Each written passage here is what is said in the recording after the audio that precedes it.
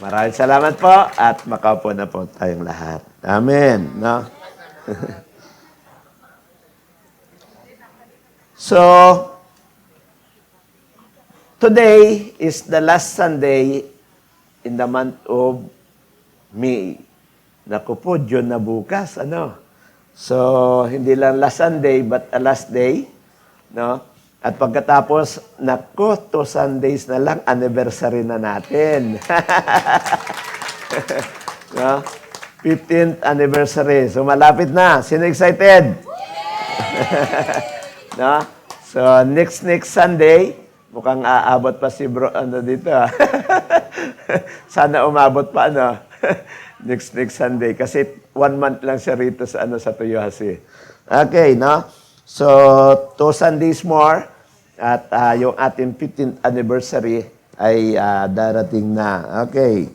So, also, yung ating topic about family centered, ay this is the last Sunday, no? At next month ay iba na po ang magiging topic natin, no?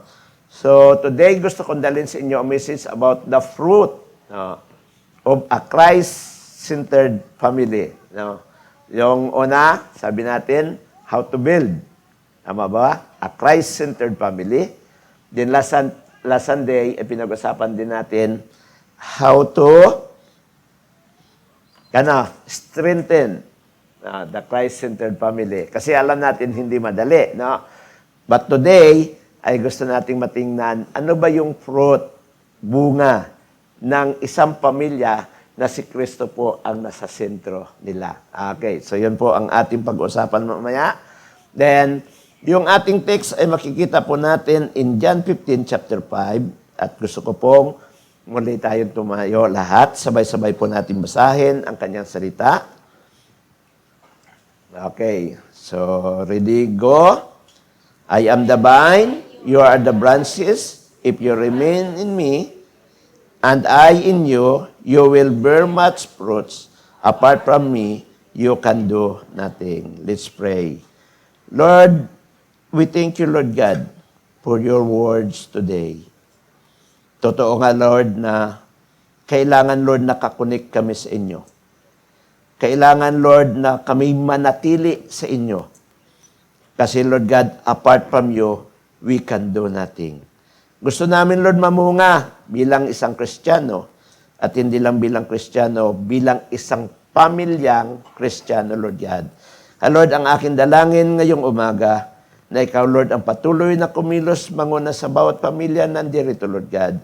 We welcome you, Holy Spirit, in the midst of us. Speak unto us this morning. At ang aming dalangin, Lord, ngayong umaga, nawa ay hindi lang mapalakas, hindi lang mabuo ang isang Christ-centered family, but Lord, makita yung bunga ng isang Kristiyanong pamilya, Lord God, na nakakonek sa inyo at mananatili sa inyo, Lord God, hanggang sa inyong pagbabalik, Lord. Ikaw po manguna sa aming mga pag-uusapan ngayong umaga. Open also our hearts. No? And I pray, Lord God, na continue to unite every family, Lord God.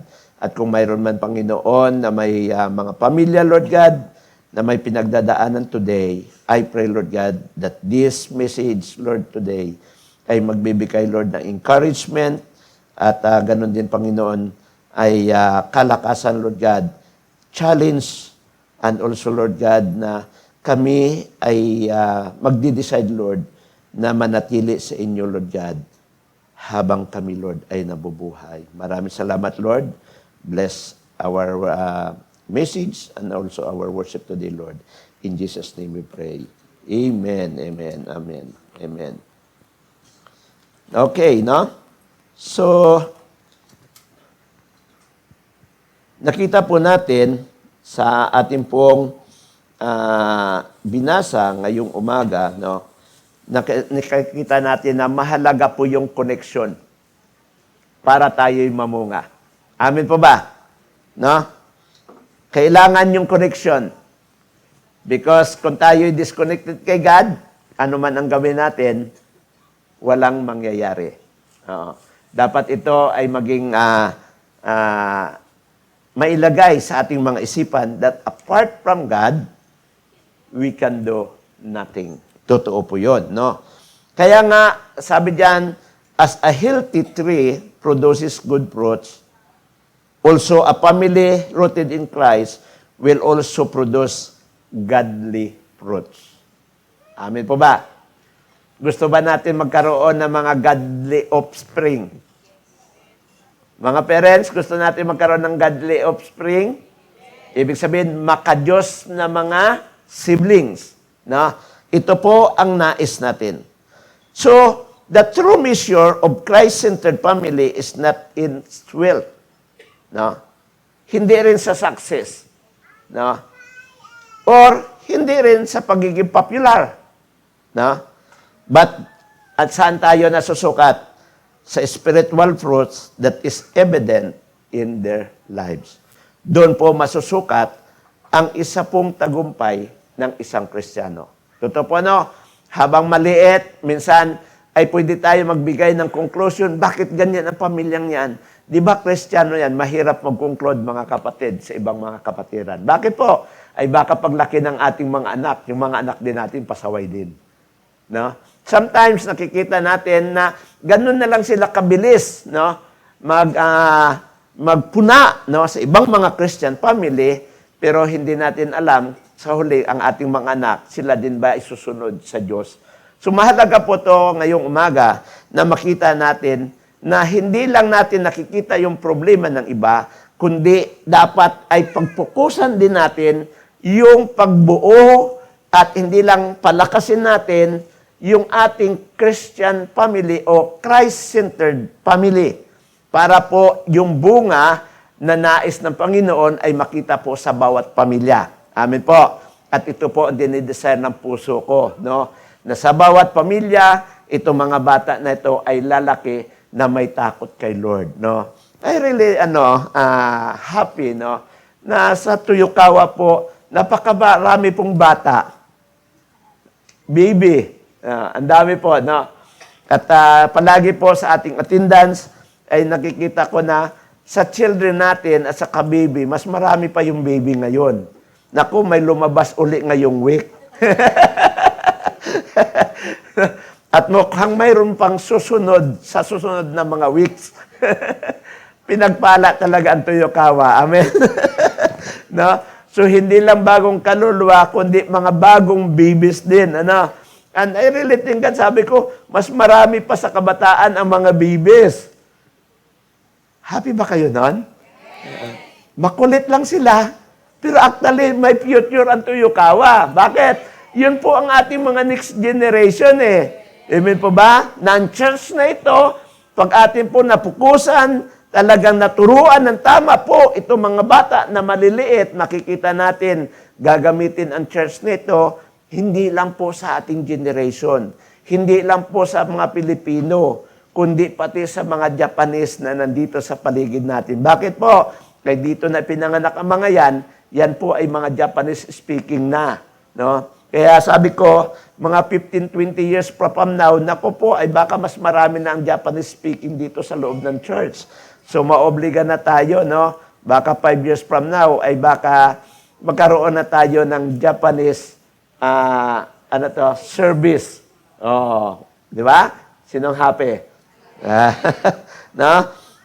So, mga kapatid, no, hindi nasusukat doon sa kayamanan, hindi po nasusukat doon sa success at popularity ang isang Christ-centered family, kundi nakikita doon sa its spiritual fruits, no? Kaya nga po si Jesus, no, taught that when we remain in Him, no, we will bear much fruits, no? Ibig sabihin, kailangan manatili tayo, hindi lang nakakonek. Kasi minsan nakakonek tayo ngayon, sa susunod, di ko alam. Parang wifi lang minsan, mahina. Minsan malakas. Sana hindi ganun, ano? Ayun. Dapat ay consistent. Kasi ang sabi doon, no? If you remain in me and I remain in you, no? So doon makikita yung bunga sa ating buhay. Amin po ba? So dapat pala ay ang isang Christ-centered family will naturally reflect Christ in their attitude, relationship, and influence on others. Sabi doon, naturally. Dapat natural. Hindi pilit. Naku, ang mangga, pag hinog sa pilit, maasim. Kahit anong bagay, pag pilit, hindi maganda. So, dapat pala, yung mga anak natin, hindi hinog sa pilit. Naku, paano kaya maging maasim yung mga anak mo? So, dapat pala ay naturally na mag-grow sila, no? Pero nakita natin dito na malaki po ang role ng isang parents. Tama po ba? No? Alam ko, nalulungkot yung ibang parents dito kasi yung iba nilang mga anak wala sa kanilang feeling. Lalo yung mga ibang mga pamilya na sa Pilipinas. But ganun pa man, ay ito po ang nais ng Panginoon, no? Na dapat yung ating pamilya, kung tayo po ay Christ-centered family, naturally, magre-reflect po yung Christ attitude. Paano ba yung Christ attitude na yon? Nako, no? Marami dapat palang ayusin sa buhay natin. Tama po ba? Kasi hindi lang sa attitude natin, paano tayo makikisalamuha sa labas, hindi lang sa loob ng church. Baka naman sa loob ng church, ang babait ninyo. Kamusta kaya sa labas? Mabait din ba? Sabi nila, Pastor, sobrang bait, lalo pag tulog. No? Dapat lahat tayo ay tupa, maamo. Huwag po yung tupak. Pangit po yun. No? Dapat kung tayo ay hindi lang sa loob ng church mabait, dapat kahit sa labas ay mabait. Kasi po, ebidensya po yon na tayo ay, ibig sabihin, ang Kristo, ang Diyos ay siyang nasa sentro ng bawat pamilya. Amen po. No? Paano tayo mag-react sa labas? Hindi lang sa loob ng church, hindi lang sa loob ng pamilya. Actually, ngayong week sa isang cell group, ay sabi nga natin, no, na ang bunga ay nakikilala ang bunga ay nakikilala sa kanyang ang puno nakikilala sa kanyang bunga. Sorry, baliktad. Ang puno ay nakikilala sa kanyang bunga. Ano ibig sabihin nito, Pastor? Na nalalaman ang loob ng tahanan kung paano mag-behave ang ating mga anak sa labas. Salamat sa ilang nag-amen. Totoo ba yun? Totoo po yun. Paano ang discipline sa loob ng tahanan? Paano din sila magkilos sa labas? Nalalaman po yun. Yung tingin nyo ba ay nag-agree kayo sa akin? No? No? Pag magulo sa loob ng tahanan, magulo din yan sa labas. Nako? No? Okay. So, kaya nga makita natin na mahalaga po yun, no? Na yung attitude natin ay hindi lang po maayos sa loob ng church, kundi kahit tayo'y nasa labas, paano natin i-handle lang relationship at sabi doon, influence others. Tayo bang nakaka-influence sa kanila o tayo na-influensahan ng tagalabas? Dapat tayo ang nakaka-influence sa kanila. Amen po ba? No? Hindi tayong na-influensahan nila. No?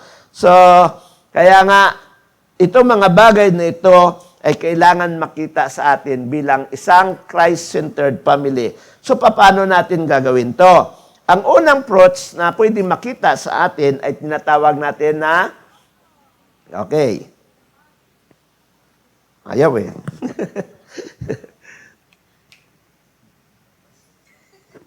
Ayun. Okay. Ang sabi diyan, anong unang fruits ang dapat makikita? Fruit of love. No? So ito ang dapat unang makita kung si Kristo ay nasa sentro ng isang pamilya. Naniniwala kaya? The fruit of love.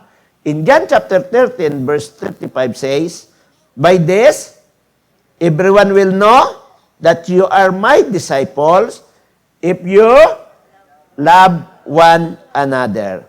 So love is the first and most visible fruits of a Christ-centered family. Amen po ba? First and most visible. Kamusta kaya sa pamilya natin? Andun ba yung love? Ba't iilan ang nag-i-amen?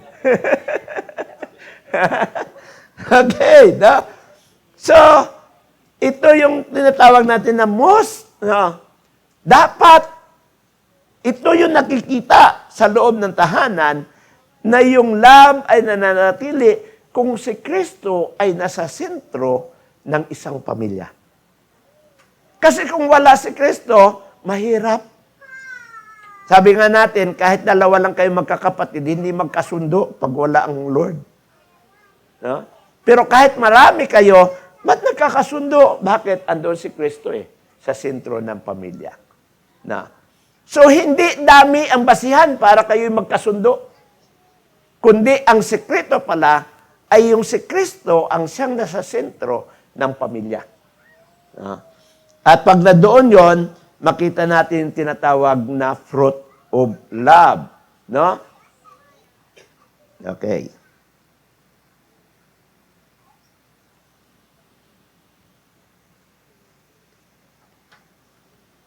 Ayon. Ayaw makisama sa akin ng ano po. Okay, no? Okay, sabi diyan, no?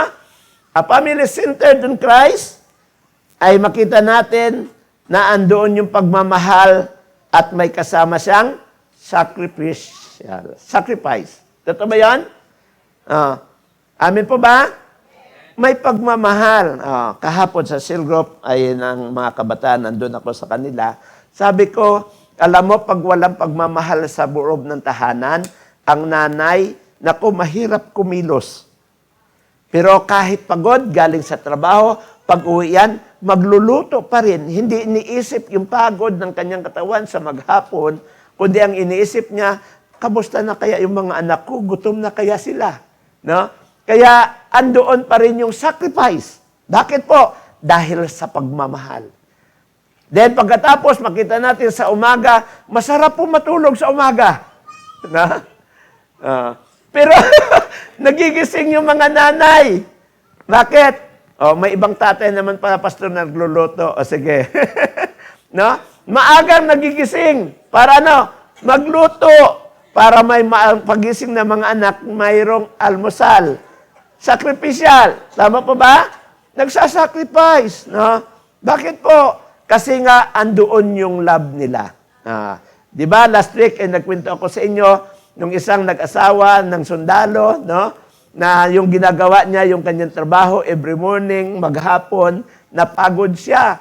No? Kasi feeling niya, katulong siya sa loob ng tahanan at hindi siya asawa. No? Feeling niya ay katulong siya at hindi siya nanay ng mga anak. No? Bakit? Napagod siya kasi walang love. Pero nung nag-asawa siya, makita natin, no? The same pa rin yung kanyang ginagawa, pero dahil mahal na niya, nakita natin, nag-iba ang direksyon. No? Nagiging madali sa kanya yung kanyang ginagawa dahil mayroong tinatabing pagmamahal. So, totoo po, pag mayroong pagmamahal, ay yung sacrifice ay nandoon. Pero mahirap mag-sacrifice kung walang pagmamahal po sa isang pamilya. So, ang isa din na family-centered on Christ ay nakikita natin na andoon palagi yung sacrifice natin. No? Kasi tinatawag natin to na heart of Christ. Bakit po? May sacrifice palagi. Si Kristo, di ba, nag-sacrifice para sa ating lahat. Andoon yung pagmamahal. Kaya nga nung tayo nakilala natin si Kristo, nagbago ang puso natin. Noon wala tayong pakialam sa iba. Totoo ba yun? Pero ngayon, pat nakakilala ka ng isang Pilipino, gusto mong dalhin kay Lord. Nagkakaroon ka na ng compassion para sa kanila. Bakit? Kasi mahal natin sila kagaya ng pagmamahal ni Kristo.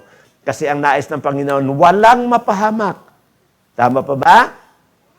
Kaya po, ang sabi ng John 3:16, for God so loved the world, that He gave His only begotten Son, that whosoever believe on Him should not perish.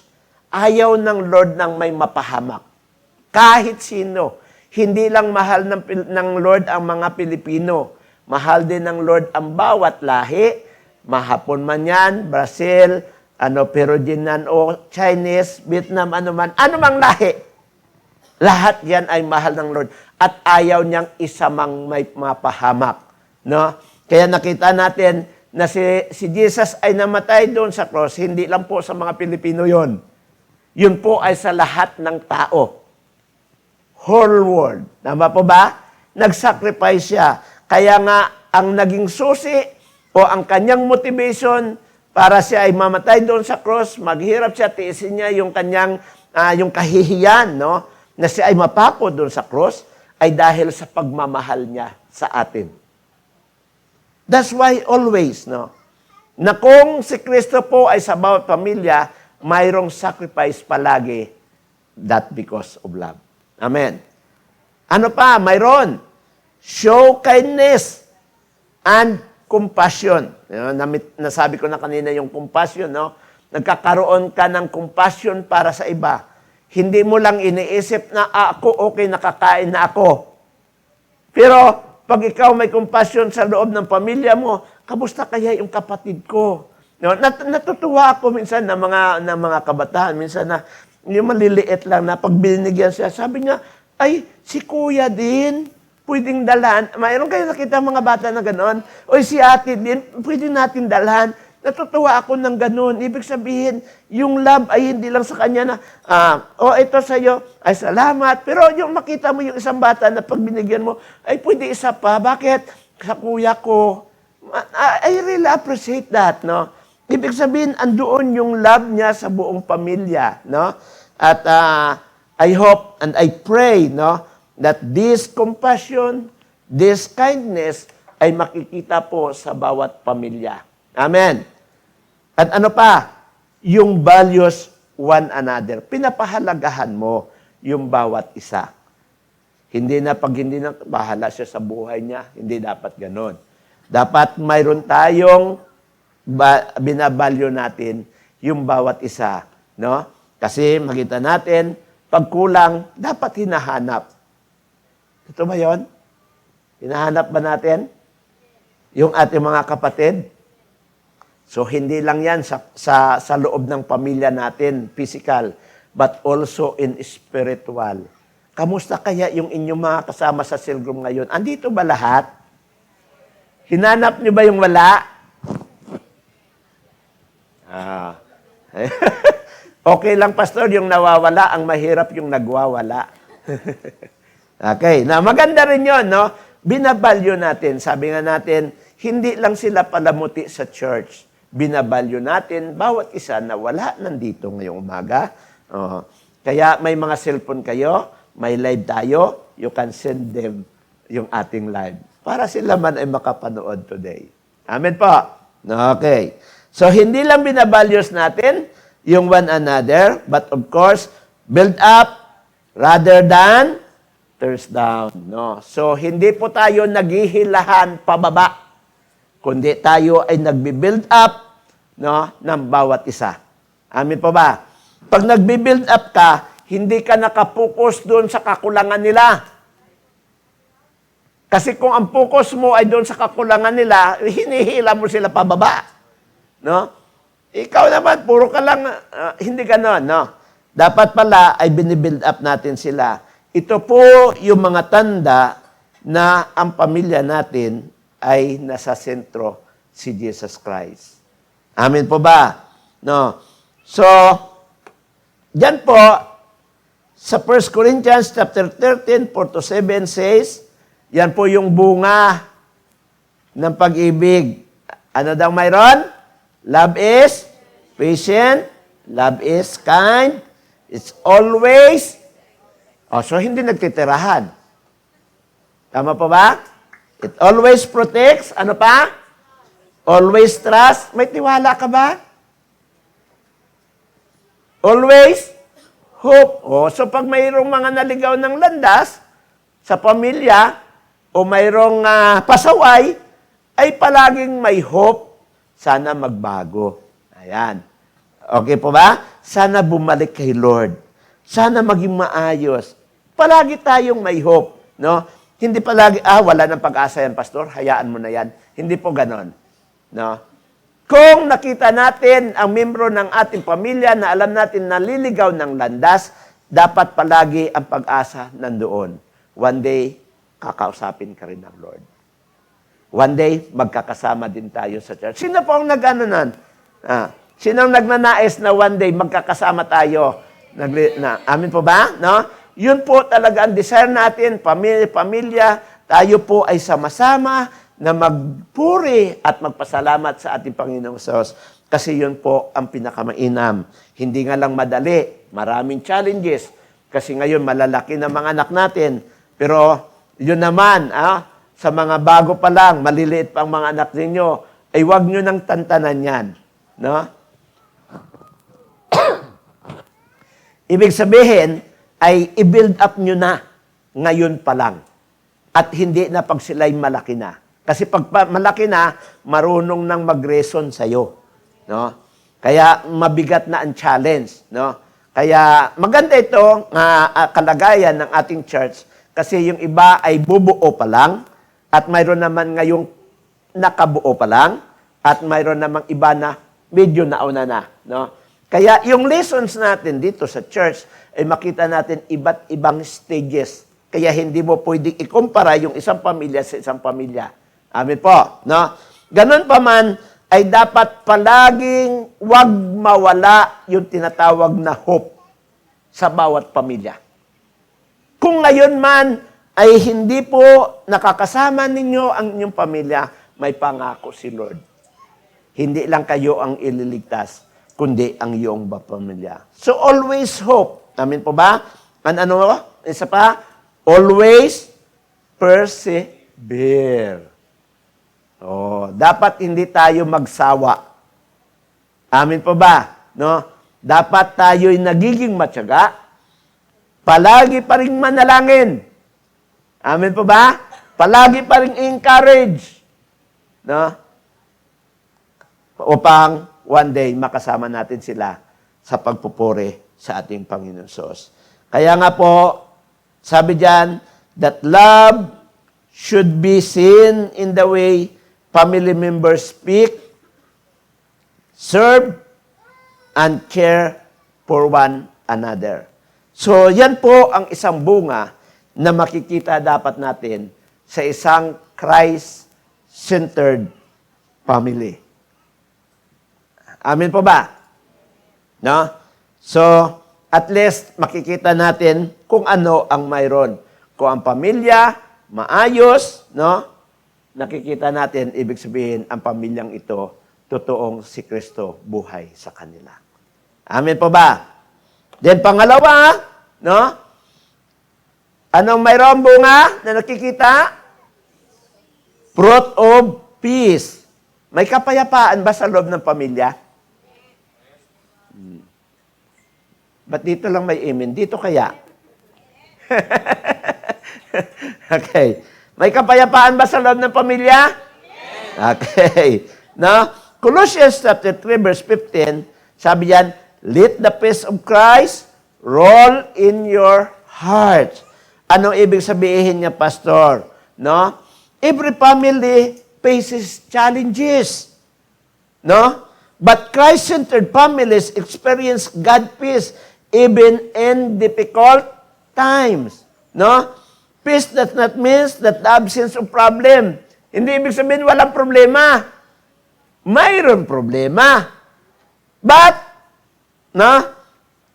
Kahit may problema, ang pamilya ay may tinatawag pa rin kapayapaan.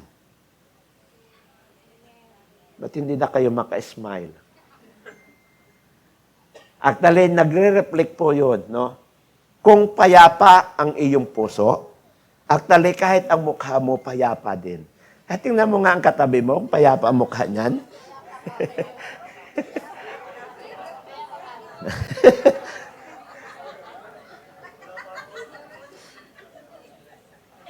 O parang feeling niya ay pasan niya ang daigdig.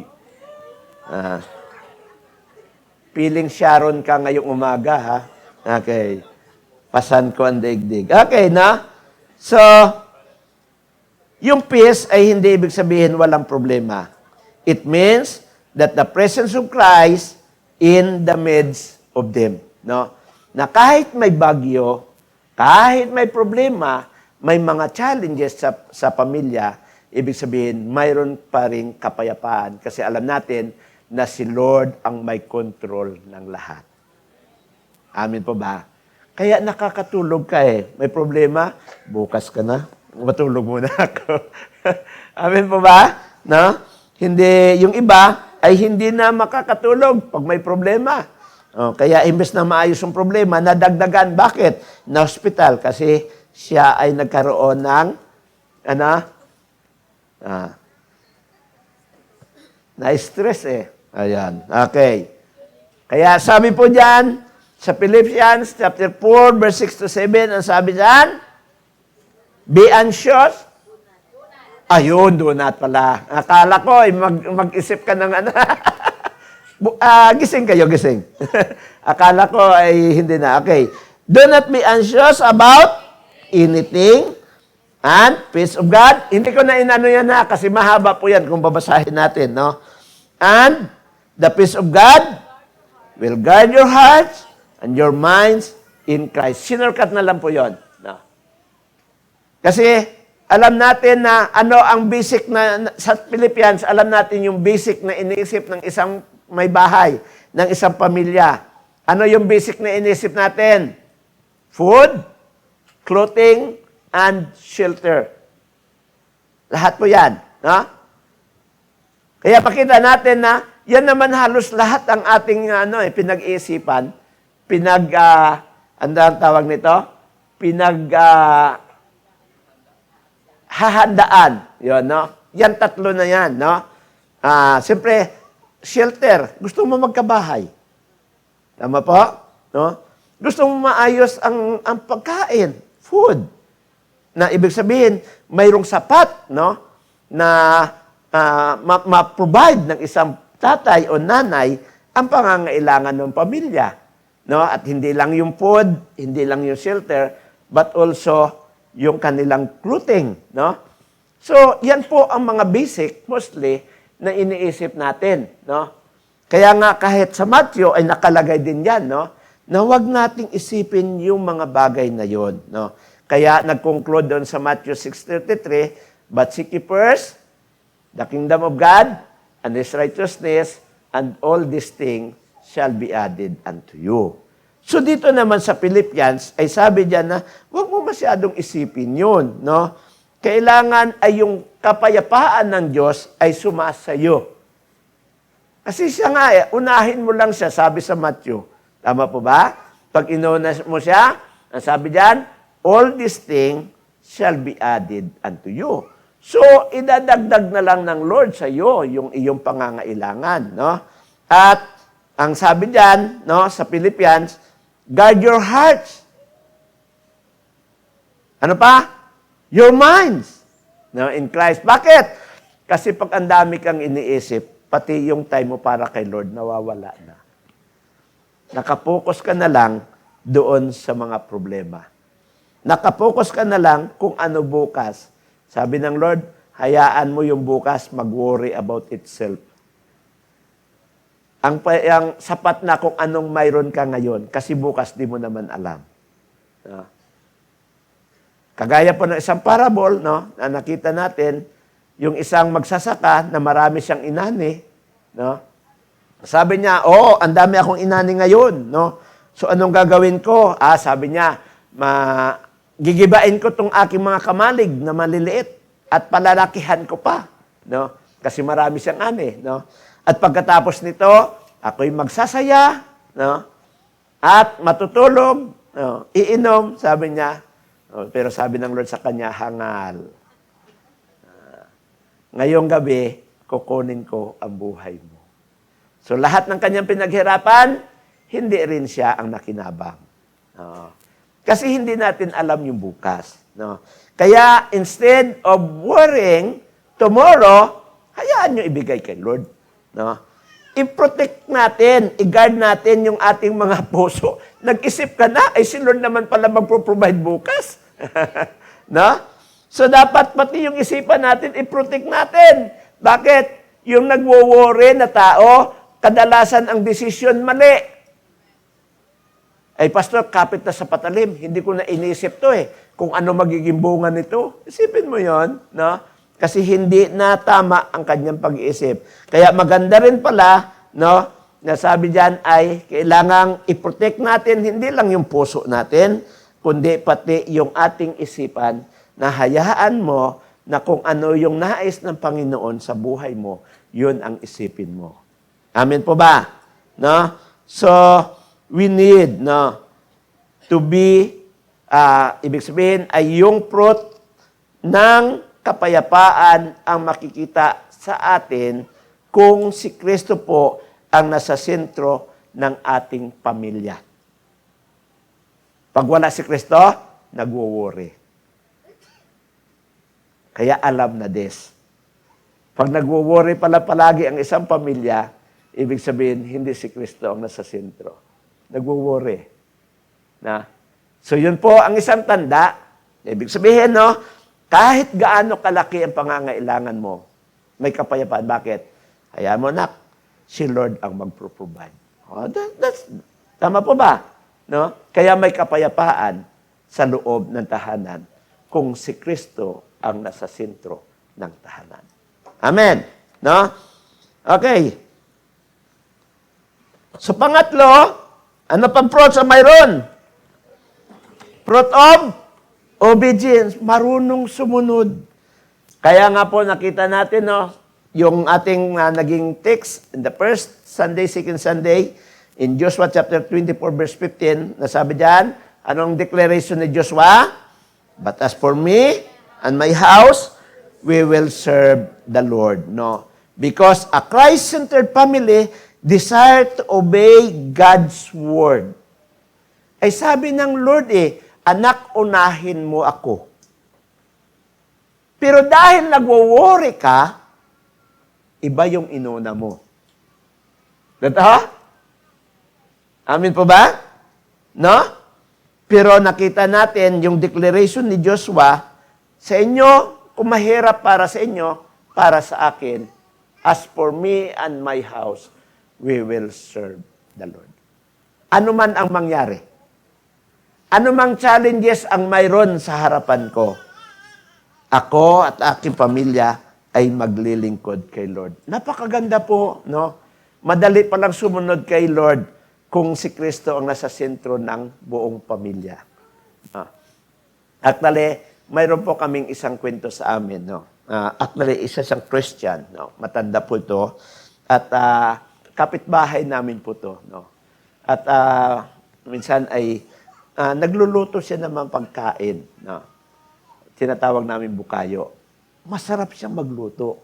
No? Pag yun ang kanyang yung buko na may asukal na may, tapos nilalagyan ng kalamansi. Kaya ang sarap. No? Then one day, nasubok yung kanyang pagiging Kristiyano. Alam niyang wala silang pang-lunch. Pero pag ikaw, nanay na gano'n, ibig sabihin, ay siyempre alam mong wala kayong pang-lunch, wala kayong panghapunan, pero Sunday. No? Sabi niya, hindi. Uunahin ko si Lord. No? So, ibig sabihin, pumunta siya sa church. Nagsimba siya, nagpuri siya. Pero alam niya, pag uwi, wala silang kakainin. Kasi hindi siya naghanap buhay. No? At alam mo, pagkatapos, sabi niya, Lord, ipapaubaya ko sa iyo. No? Kung ano ang mamaya. Mamaya pa yun Ngayon, Lord, uunahin mo na kita at kami magpupuri. So lahat silang pamilya, punta sila sa church. No?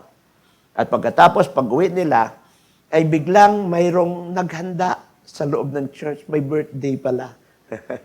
So pagkatapos ng birthday, ibig sabihin, hindi na sila kailangan ng pang-lunch. Kasi mayroong pinipare na lunch doon sa church. Kaya nalibre silang pamilya. Sabi niya, praise God. No? Dahil Lord, inuna kita, walang problema ng aming lunch. So yung hapunan, bahala ka na Lord. So, hindi siya nagmadaling umuwi. Sabi niya, Sunday is for the Lord. No?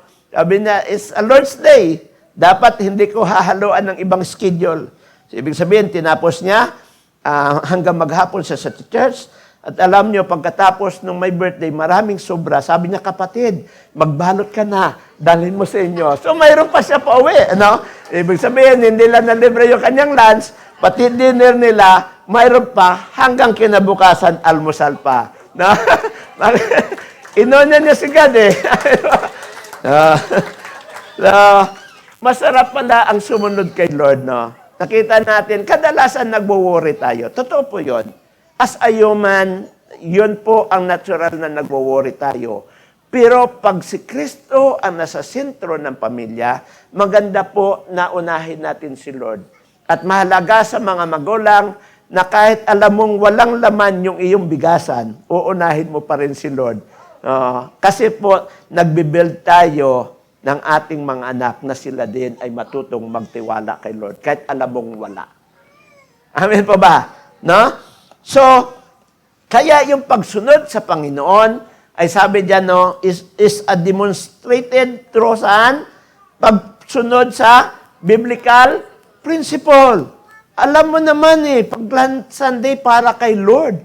So, dapat wag mong lagyan ng schedule yung Sunday. No, kailan lang may nakausap ako, sabi niya, Pastor, kami ngayon, prinsipyo namin, wag mong lagyan ng schedule yung Sunday. Kasi bakit po? Kahit ang panambahan natin half day, pero yun po ay para kay Lord. Para kung bigla man may mga activities, mayroon tayong pupuntahan para kay Lord, ibig sabihin, open yung ating oras. Magandang prinsipyo. And I really blessed for that. No? Sabi ko, thank you for that. No? Tayo minsan, pati Sunday, giri-giri. No? Alam natin, ang panambahan natin, alas 12 ang tapos. Alauna, mag-schedule kaya. Pagkatapos, hindi pa ang cell group, magmamadala, Pastor, sorry ha. Doon na kagad sa may pinto Hindi pa tapos No? Pero maganda po ito, no? Na dapat unahin natin yung tinatawag na biblical principle. Ako po, sa totoo, ay never na ako nagbabiyahe ng Sunday. Bakit po? Pag nagbiyahe ka ng Sunday, lalo kung Pilipinas, ay hindi ka makakarating, hindi ka makakapagsamba. Bakit? Mauubos yung, ang flight natin, alauna, alis ka dito, 9. Ay, umpisa ng church, 9:30. Hindi ka na makasimba sa Japan. Darating ka sa Pilipinas, alas 5, makakaparating ka sa bahay nyo, alas 7. Di walang church. Sunday is for the Lord. Amen po ba? Hindi para sa iyo. Ay, babiyahe. Ay, kaya nga, gamitin mo yung oras mo, hindi yung oras ni Lord.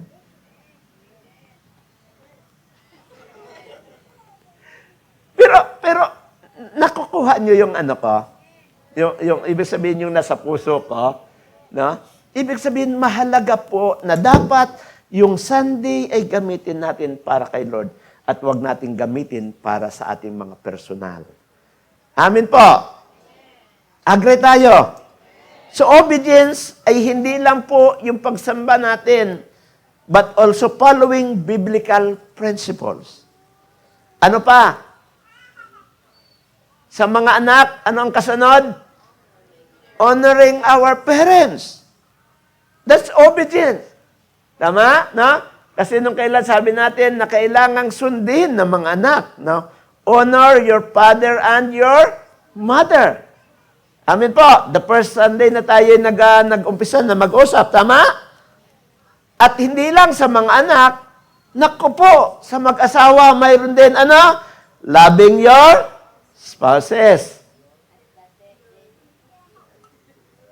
Naku, konti ang nag-react.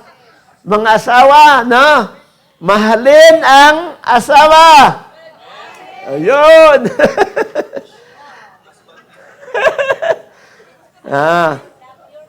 And then, ano pa? Raising children according to God's way. Dito po ang kailangan natin.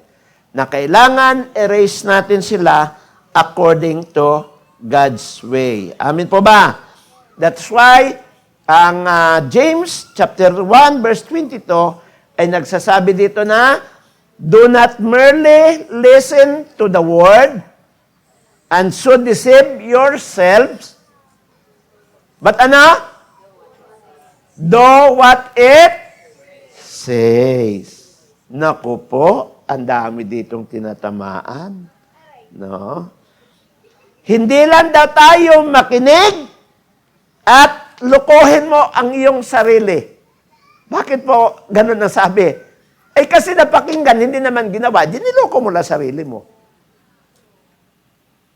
Ang dami na tayo napapakinggan eh. Pero hindi natin ginagawa.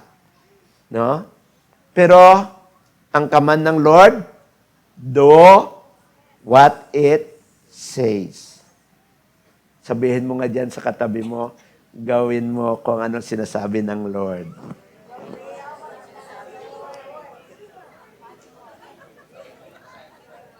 Kanina si katabi mo, ngayon baliktad. Okay. Makinig kayo ha. Sabihin mo sa iyong sarili, gawin mo kung anong sinasabi ni Lord.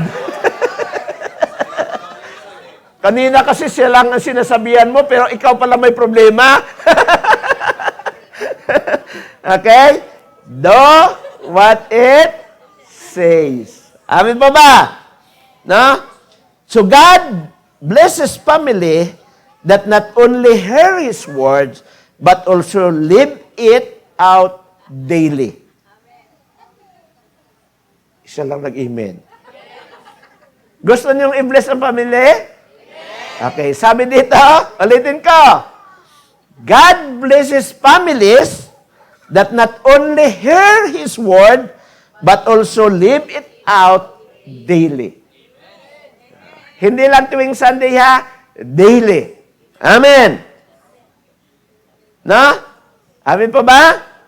So, ang isang Christ-centered family ay ibig sabihin, masunurin yan.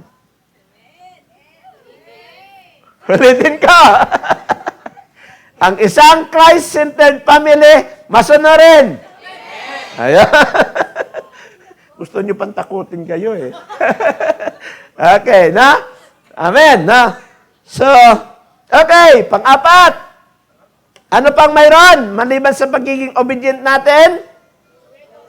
Fruit of spiritual growth. Pag si Kristo ay nasa sentro ng pamilya, may totoo pong paglago. Kamusta mga pamilya natin? Lumalago ba? Tingnan natin, paano ba? Okay, 2 Peter chapter 3, verse 18 says, but grow in the grace. Hindi lang mag-grow in grace. Ano pa? Knowledge. About ano? About of our Lord and Savior, Jesus Christ. So, ibig sabihin pala, ay hindi lang puro pakinig tayo. Dapat nakikita yung paglago. Amen. O yung kailan dati na kinakarga-karga lang dito, tinan nyo ngayon, nagsisitakbuhan na. Yung ngayon na bago na naman, ngayon kinakarga, nako, mga isang taon lang yan, makita mo nang tatakbo na rin yan, dadaming tumatakbo sa gitna. Pero, that's the normal. Ang problema, pag isang taon natin hindi pa makalakad, yun mas malaking problema natin. Minsan naiinis tayo, ang kulit-kulit mo. Mas mahirap yan pag yan ay hindi makalakad. Yung kakargahin mo siya habang buhay, mabigat yun. Kaya dapat pala, ay salamat naman Lord, ang anak ko, ginking-ginki. O, di ba? Sino nagpapasalamat mga anak nyo, ginking-ginki? O, yun! So, hindi sila pabigat, mga kapatid. Then, pag yan umupo, alam mo may problema sa kanilang kalusugan. Totoo yan? No? So, ibig sabihin, kung nakikita natin ginki sila, pasalamat tayo kay Lord. Huwag tayo magreklamo, mga parents. Amen pa ba? No? So, that's the normal. So, dapat ganun din pala sa atin na mga Kristiyano, no? And a Christian-centered family does not remain spiritually stagnant. Dapat lumalago tayo. Yun po ang normal. Kaya kung taon-taon ka na dito sa church, ngayon nagpapahila ka pa rin, ay mukhang may problema ka na. Naku, tiningnan nila yung katabi nila.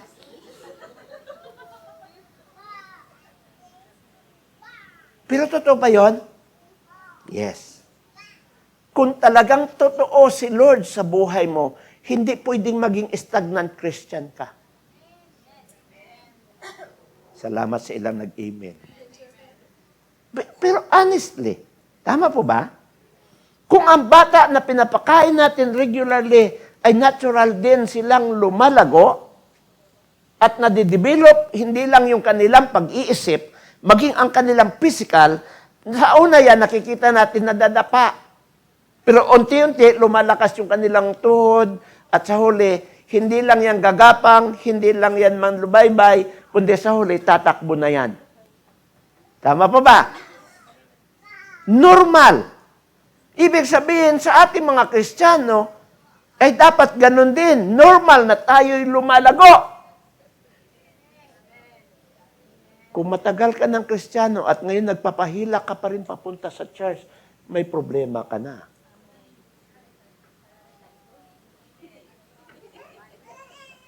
Sino dito ang nagpapagising pa sa umaga para siya ay makapunta sa church? Dapat natural yun na tayo lumalago. At sa huli, ay hindi lang ikaw yung aalagaan, kundi man mag-aalaga ka rin ng iba. Yun ang natural. Kaya kung ilang taon ka na nagpapalaga ka pa rin ngayon, nako, may problema ka. Baka hindi si Kristo ang nasa sentro ng buhay mo. O maaaring ang pamilya ay hindi pa rin consistent. Ibig sabihin, hindi si Kristo ang sentro ng inyong pamilya. Baka si Kristo ay nasa gilid lang ng inyong pamilya. Bakit, Pastor, nasa gilid? Ay pagkailangan lang ihilahin si Kristo. Hindi dapat ganon. Pag si Kristo nasa sentro, ibig sabihin, siya ang center of attraction ng buong pamilya. Amin po ba? Ibig sabihin, kung center of attraction, siya ang palagi nakikita ng lahat. Hindi na pag hindi kailangan, oh Jesus, diyan ka lang muna. Dito muna kami. Hindi ganun. Kailangan ko pala Jesus, ka muna, kailangan kita. Hindi ganun. Hindi ka lalago bilang ganun. So, ano po ang mayroon kung tayo po ay lumalago bilang isang Christ-centered family? Okay. Anong mga signs mayroon?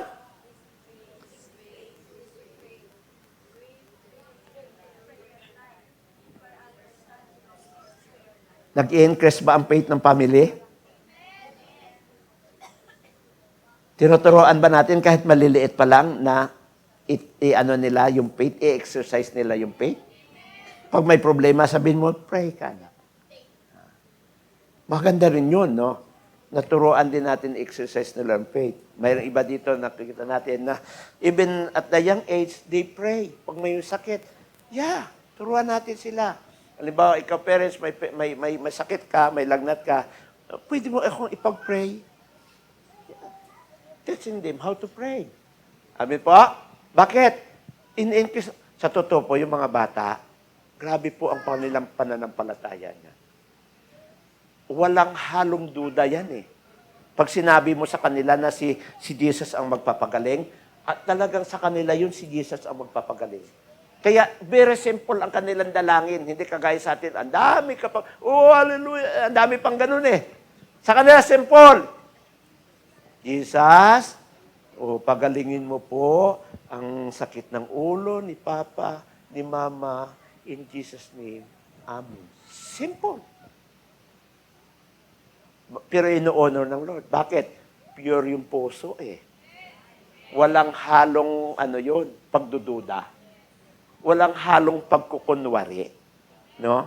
Kaya makita natin na tayo pala, pag tayo po ay totoo na si Jesus ang nasa sentro ng pamilya, nag-i-increase din dapat ang faith natin kay God. Hindi lang dapat si parents, no, si nanay, si tatay ang may faith. Dapat pati ang mga anak nagkakaroon din ng faith kay Lord. Ano pa?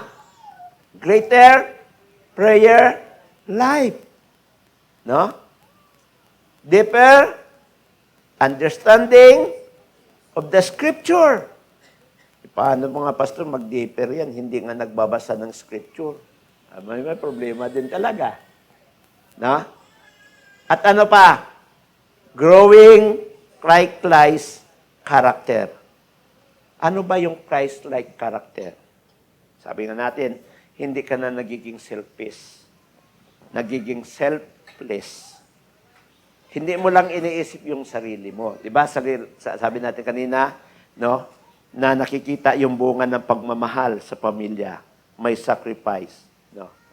So, ganun din, no? Si Jesus, sabi nga natin, no? Si Jesus ay nag-sacrifice para sa atin. Kaya, ibig sabihin, yung ikaw ay magkaroon din ng sacrifice para sa pamilya, mag-sacrifice para sa iba. Ibig sabihin, that's a heart, no? Or a Christ-like character. Hindi niya inisip yung kanyang kahihiyan ni Jesus. Ang inisip niya, maligtas tayo. Kaya minsan, hindi mo na inisip yung iyong reputasyon. Ay, sinisiraan ako, pastor, iniinsulto ako eh. Pag nakikita pa lang ako, sinasabi, oh, andyan na naman si hallelujah, praise the Lord. Okay lang. Okay lang. Sabi nga ng Lord, blessed pa rin eh. Kung kayo'y hinihiya, dahil sa kay Kristo, mapalad tayo, mga kapatid. So, hindi dapat natin kinakahiya yun. No? Kahit na ano pang pambubuli sa atin, sa mga kaibigan, no? Kahit na sa ibang mga pamilya, pero dapat ay nag-grow yun. Sa umpisa, maring nakakaranas, bakit ganun? Palagi akong binubuli nila. Palagi daw tayo, praise God, hallelujah. Pero, dapat ay makita natin yung growing Christ-like character sa buong pamilya. May concern ka sa iba. No? And ito po ang nais na makita ng Panginoon para sa atin. Dapat ang fruit of spiritual growth ay makikita. Amen po. Kaya nga maganda rin to na tingnan natin mga kapatid. Kamusta ba talaga yung ating mga pamilya? Sa totoo, this is pinakamalaking challenge lalo sa mga magulang. Tayo, masabi natin, maring lumalago tayo. Pero ang sunod talaga na tingnan natin, kamusta kaya yung mga anak natin? Hindi lang kayo, maging sa amin, challenge yan sa amin. Hindi namin pwedeng pilitin eh. Pero pwede nating turuan. Tama po ba? No? Na sila ay lumaki talaga na may takot sila. A great challenge. Actually, hindi lang sa inyo yun. Maging sa amin challenge. Kasi, ang mga anak namin, they are also humans. Pwede rin sila magkasala. At andyan sila sa paligid na alam natin ang mundo na walang ginagawang mabuti. Ang influence ng mundo, grabe. No? Kaya kung paano sila lalaki, it's a challenge para sa atin. Kaya mahirap yung maghusga ng iba. Ba't ganun sila? Eh baka mamaya, one day, pag ikaw nagkaanak, lumaki yung mga anak mo, pasaway din. Kaya sabi, don't judge. No? Huwag natin husgahan yung ibang pamilya. Ngayon may pinagdadaanan. Baka ngayon may pinagdadaanan yan. Sa sunod na buwan, makita mo, mga pastor na pala yan. We don't know. Amin po ba? No? Pwedeng baguhin ng Lord ang lahat. At si Lord ang nakakalam nun. Pero yun ang malaking challenge sa atin, sa ating mga pamilya ngayon nandirito. No? Kaya sabi ko nga, kahit makulit yung mga anak natin, no? Ay dalhin natin sa church. Kasi yun isang bagay na maggagawa sa kanila ng isang napakagandang pattern. O di kaya ay yung habit na sila ay pumupunta sa church. Pero one thing lang yung habit na yun. Na sila ay pumupunta sa church. Pero ang talagang pinaka-challenging, no, crucial, ay yung sila ay lalaki din na mayroong pananampalataya kay Lord at hindi sila maliligaw. That's a challenge, mga kapatid, no? Kaya ang panalangin sa bawat pamilya ay hindi dapat minsan lang. Dapat everyday we pray. Amin po ba? No?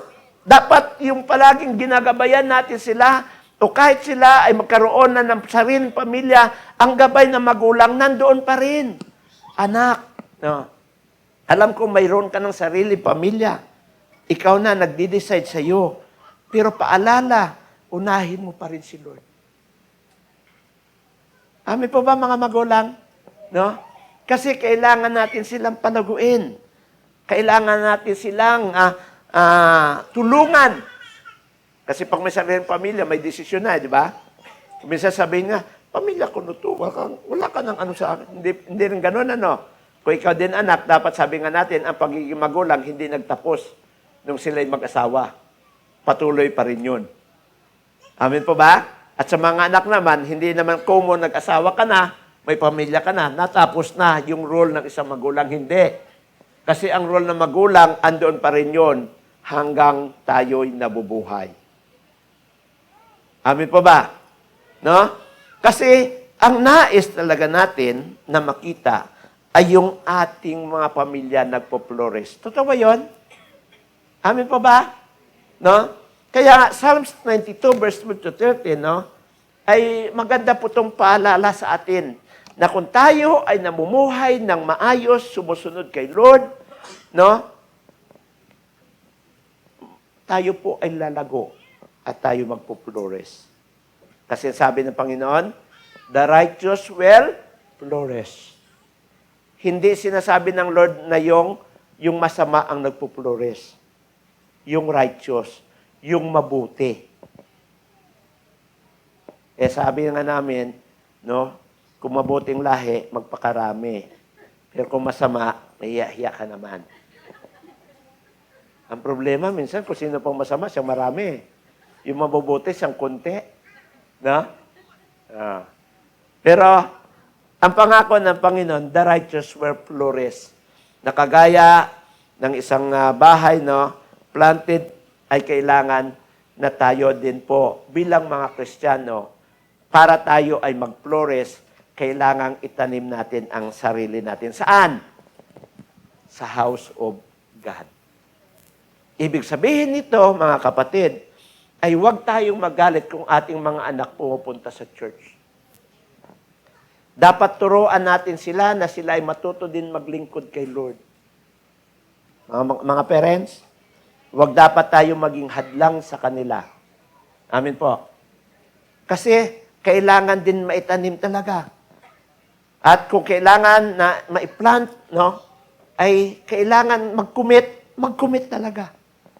Ay ayaw ko muna, Pastor, mag-commit kasi hindi ko pa alam kung saan talaga ako eh. Mahirap din yun. Naalala niyo yung kwento ko sa isang usa at yung kambing? Nag-usap yung kambing at usa. Nasabi nung usa, sabi niya, kawawa ka naman kambing. Nakatali si kambing eh. Diyan ka lang paikot-ikot sa iyong tali.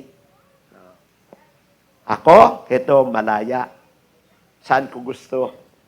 Saan may mga masasarap na pagkain? Andoon nakakapunta ako. Malaya si Usay. Kaya iniinggan niyo siya, sama ka na sa akin. Sabi nung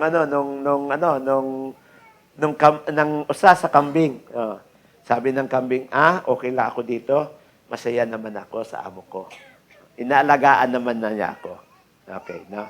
Pero sabi ng usa, nako, marami ka pang hindi nakikita na napupuntahan kong magaganda. Sayang, sabi niya. No? Pero sabi ng kambing, okay lang ako dito. So, ibig sabihin, umalis usa. Sabi niya, bye-bye. Pasyal ako. Iniinggit pa niya.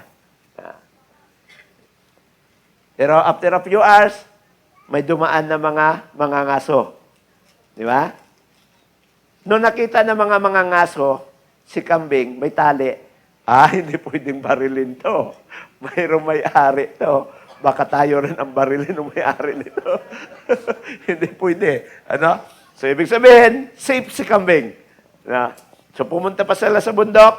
Maya-maya, narinig ng kambing pumutok. Bang! At maya-maya, pagdaan ng mga ngaso, bit-bit na si usa. Patay kang bata ka. Walang may-ari eh. Kahit sino pwedeng tumira. No? So, So the same sometimes no, sa buhay nating Kristiyano, minsan gusto natin parang liberated ka, walang commitment, gusto mo, gawin mo kung anong gusto mo, pero nakakatakot yun. Walang protection. Minsan, limited yung space mo, kumilos. No? Kasi may church ka. Mayroon nagko-correct sa'yo, kapatid, mali ang ginagawa mo. Minsan, nagagalit tayo. Pastor naman, puro ako lang nakikita. Yung iba naman dyan, mayroon naman ba't ako lang nakikita? Kaya na. So minsan, nagrereklamo tayo, pero alam natin, ang magulang kailanman hindi nag-iisip ng ikasasama ng anak. Palagi ang purpose niyan ay mabuti. Hindi mo ma-appreciate sa ngayon, pero in a long run, saka mo lang malalaman. No? Kaya maganda rin po na mag-commit tayo kung saan ka dapat mag-commit. No? Kailangang ma-plant tayo kasi sabi diyan, the righteous will flourish, pero kailangang ma-plant tayo. Saan tayo i-plant? In the house of the Lord. Kailangang mayroon kang congregation kung saan ka mananatili upang mayroong mag-aalaga sa iyo. Kagaya sa atin, kailangang may cell group ka where you belong kasi mayroong someone magti-take care sa iyo. Hindi namin kayang alagaan kayong lahat sa sobrang dami ninyo. Sabi nga, ang pinaka-effective na pastor ay kaya lang mag-alaga hanggang 50 katao lamang. Pag lumagpas diyan, marami nang mamimiss. Sa inyong number, hindi namin kayang alagaan. Kahit na anong double time pa namin ni Pastora, kahit maglagari pa kami, hindi namin kaya. Limited na ang aming magagawa. Kahapon lang, di ko alam kung paano ko hatiin oras ko eh. No? Bawat minuto, mahalaga. No? Yung 10 minutes lang na malit ako, ang laking diferensya. No? So, kaya nga, napakahalaga po yon na tayo po ay mag-commit. Sabi nga, no, ang isda ay saan nararapat? Sa tubig. Ang ibon saan? Sa himpapawid. So, ang mga anak ng Diyos saan dapat? Sa church. So, maganda rin na mayroon talagang church ka where you belong. At ganon, kung kami naman ay nilagay namin kayo sa cell group, maganda rin na doon kayo pumunta sa inyong cell group kasi may someone din na magte-take care sa inyo. Hindi namin kayo kayang alagaan lahat, pero makita natin na mayroong mag-aalaga sa inyo doon. Amen po ba? No? Isa po yung paraan na ibig sabihin, nasisecure natin, hindi lang po yung well-being ng isang tao, kundi ang kanilang spiritual growth din. Amen po ba? Amen po? Na. So, the same also with the families, that families should intentionally grow together through prayer, worship, Bible study or cell group, and also the fellowship. So, hindi po pwede na pipiliin mo lang yung gusto mo. Sunday lang ako. Kulang po yun. Pwede bang sa fellowship lang ako? Kulang din yun. Yung once a week na fellowship is kulang po. Sino dito ang magbo-volunteer isang beses lang sa linggo kakain? Ayag kayo? Parang hirap nun, no? Yun ngang isang beses lang sa isang araw, hindi ka na makatayo sa hapon eh. Yun pa kaya isang beses sa isang linggo. So, ibig sabihin nito, in our spiritual, no, kung isang beses ka lang kakain in a week, paano lalago ang iyong spiritual life? That's common sense. Ibig sabihin, kung ang physical natin, pinapakain natin, 3, minimum, may 4, may 5 pa sa isang araw. Kaya nagiging healthy. Huwag na kayo tumingin sa akin. Di ba? So, dapat, ay hindi lang yung physical natin, but also our spiritual well-being. So, the Word of God is our spiritual food. that we need to eat not just once a week, but every day. And the Bible says, hindi lang every day.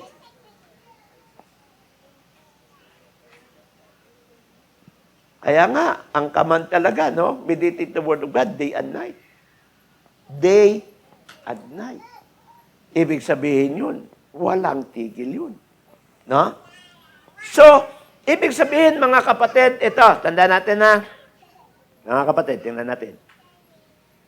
Kung kayo, mga parents, nandito na may mga anak kayo, turuan nyo sila, hindi lang sa panalangin, but also to worship. Kinig kayo. Gusto kong maano nito. Kasi minsan nandito tayo sa loob ng church. Kampante tayong magulang nandito mga anak natin. Pero tingnan niyo ang kanilang ginagawa. This is an eye-opener. Tingnan niyo. Tingnan yung ginagawa nila rito. Nandito sila, yes. Physically present. Pero anong ginagawa nila? Walang worship. Nag-worship nagsiselfon.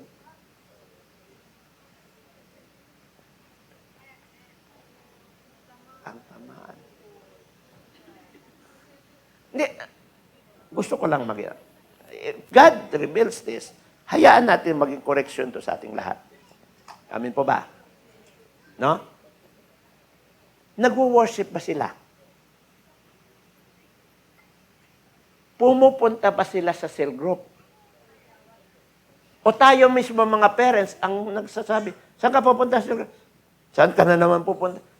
Turuan natin. Gabayan natin sila pumunta sa cell group. Mga parents?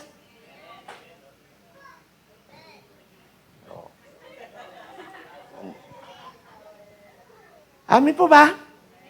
Ibig sabihin, tayong mga parents ang gagabay No? And then pagkatapos, kung saan may fellowship, hayaan mo. Kasi kailangang lumago sila. Hindi lang ikaw na magulang. Maging ang mga anak natin, dapat turuan natin na sila mismo lumago.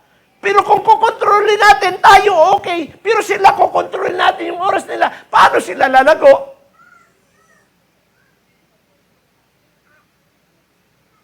Challenge to. Actually, hindi lang sa inyo, maging sa amin to challenge. Hindi ko exempt ang aming sarili. Pero makita natin, no? Families should intentionally grow together. Mga parents, hindi lang tayo ang dapat lalago. Family. Amin po ba? Should intentionally. Intention talaga Hindi na bahala ka na, Lord. No. Kailangan, ibig sabihin, mayroon kang gagawin. Intentional Tama po ba? Ay kung ang parents mismo hindi nag-worship, can you imagine paano mag-worship ang anak nyo? Amin po ba? Andyan pa kayo? Hindi pa kayo nalalaglag sa upuan? Okay. Malapit na. Pero, it really means it. Sabi nga natin, ang salita ng Panginoon is like a double-edged sword. Talagang i-correct tayo kung kailangan i-correct. At hindi lang dapat napakinggan na, sana hindi lang lumabas sa kabila. Sabi natin kanina, ay hindi enough yung ating mapakinggan. Kundi do what it says. Amin po ba? Kailangan gawin natin? Intentional? Yes. Amen. No? So we need to grow together as a family. And then, another fruit na mayroon makikita sa atin ay tinatawag na godly legacy. Pag sa ibig sabihin ng legacy, ibig sabihin, hindi lang sa atin, kundi from generations to generations. No? Kaya nga po, ang Proverbs 22, verse 6 says, train up a child in the way he should go. And when he is old, he will not depart from it.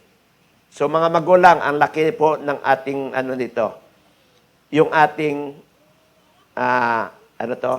task, challenge. Paano natin sila ititrain na sa paglaki nila, sa pagtanda nila, ay sila rin ay magpupuri sa ating Panginoong Hesus. Hindi po nila to trabaho. Ito po ay ating responsibility bilang mga magulang. And one of the greatest fruits of a Christ-centered family is the impact of the next generation. Mari ikaw ngayon leader, ikaw ngayon worship leader, ikaw ngayon ay naglilingkod kay Lord. Kamusta kaya yung next generations mo? Saan mag-umpisa? Sa atin. Train natin sila. Amin po ba? No? Amin po? Parents who are faithfully follow Christ live a spiritual inheritance that continues long after they are gone. Mawala man tayo sa mundo, ibig sabihin ay yung mga anak natin nagpapatuloy pa rin. Yun ang pinakamagandang mana na pwede nating iiwan sa kanila. Pinakamagandang legacy na pwede nating iwan sa kanila, yung makilala nila ang Diyos na buhay na ating pinaglilingkuran. Sana po, sa bawat pamilya nandirito, at yun ang aking dalangin, na tulungan natin palagi na yung ating mga next generation, sila ay hindi lang matutong pumunta sa church, kundi sila din ay lalaki na mayroong pananampalataya at mayroon din pagsunod sa ating Panginoong Hesus. Sabi nga dyan, we will tell the next generations the praiseworthy deeds of the Lord. Maganda pinag-uusapan, pero wala yun dito sa Tuyokawa. Minsan, mayroon akong ibang na nakikilala. Marami po, lalo mga anak ng pastor, ayaw na rin magpastor. Bakit po? Kasi ang kanilang kwinikwento sa bahay ay yung mga problema sa loob ng church. Kaya ang napupunta lang sa mind ng mga anak ay yung puro problema. Eh sabi na, ayaw kong magpastor kasi puro problema lang yan. Nakakalungkot po yun. Sorry for that. No? Pero pwede natin baguhin. Na sana ay hindi yung problema sa loob ng church. Sabi nga natin, wala naman church na perfect. Lahat ng church, mayroong mga problema yan. Kahit saan, sabihin mo, saan kang pumuntang church, o pag yung church walang problema, pag dumating ka doon, nagka-problema na sila.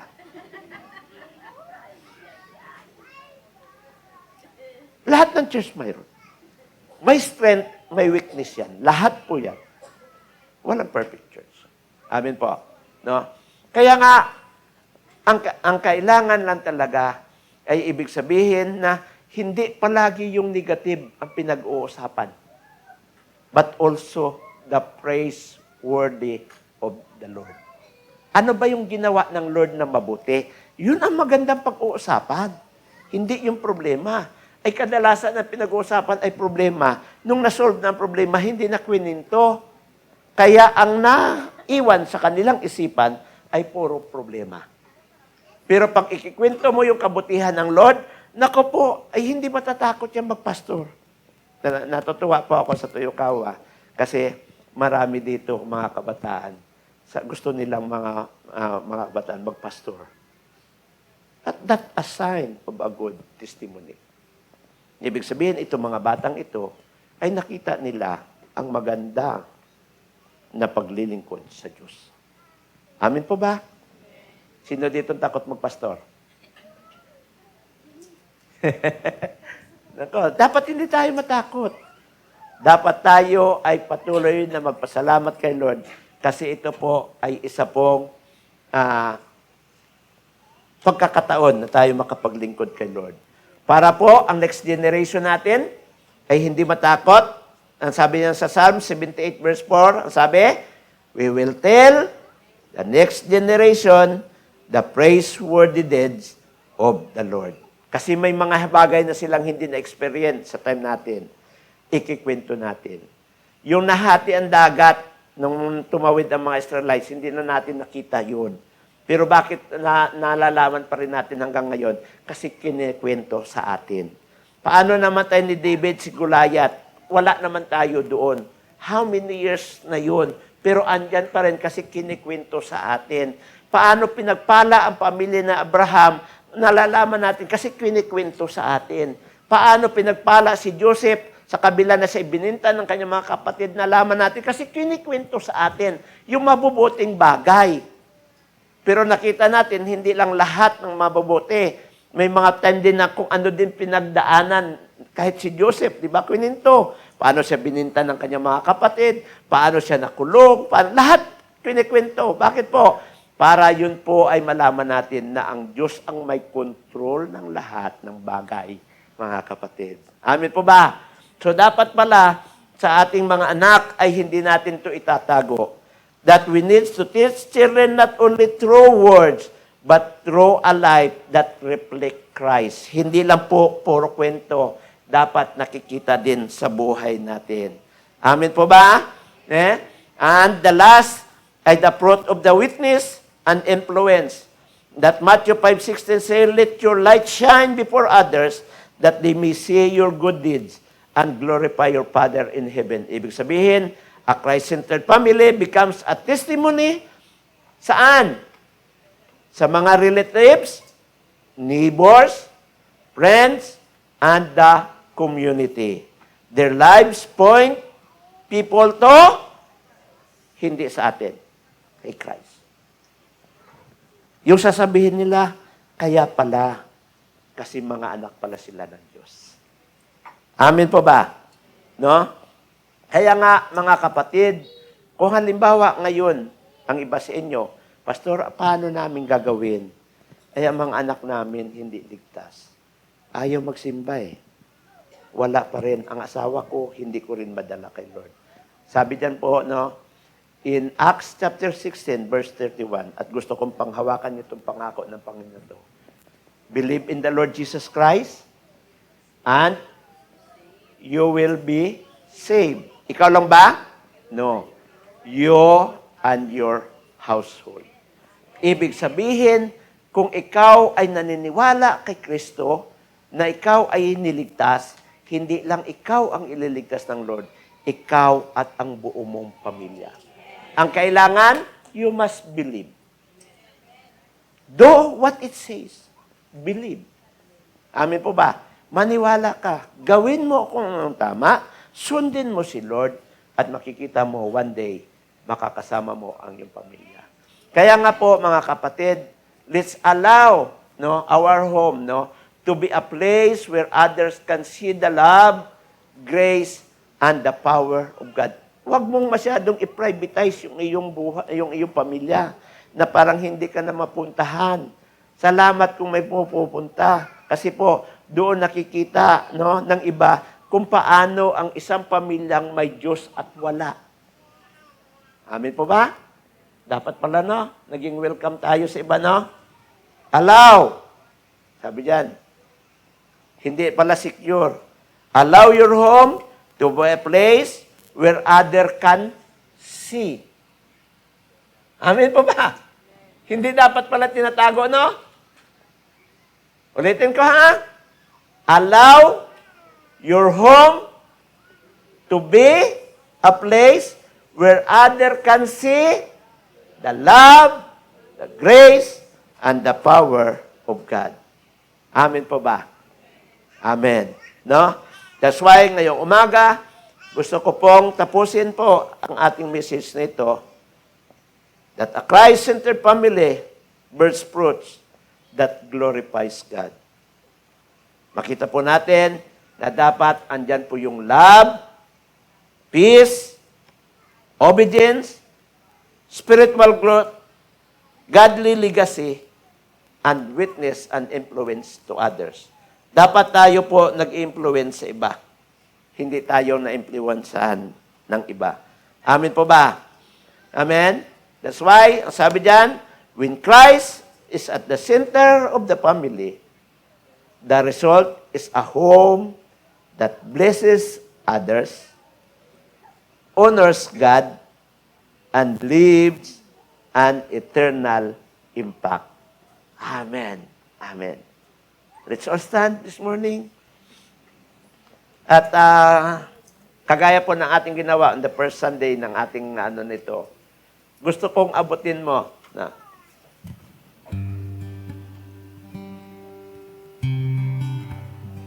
yung katabi mo ngayon. No?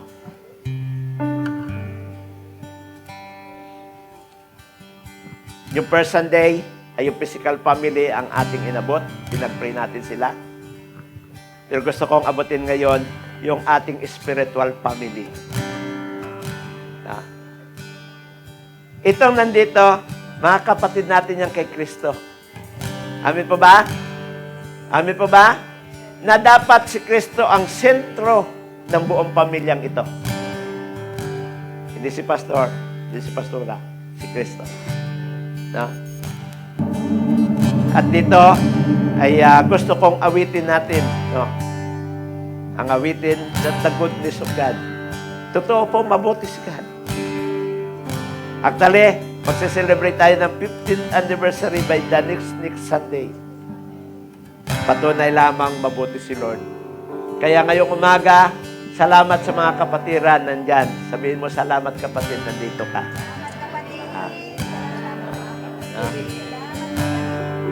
At gusto natin pasalamatan si Lord sa kanyang kabutihan ngayong umaga. Habang inaawit natin to, hayaan natin yung papuri natin kay Lord, itaas natin sa Kanya. At siya lamang ang bibigyan natin kapurihan ngayon. Hallelujah.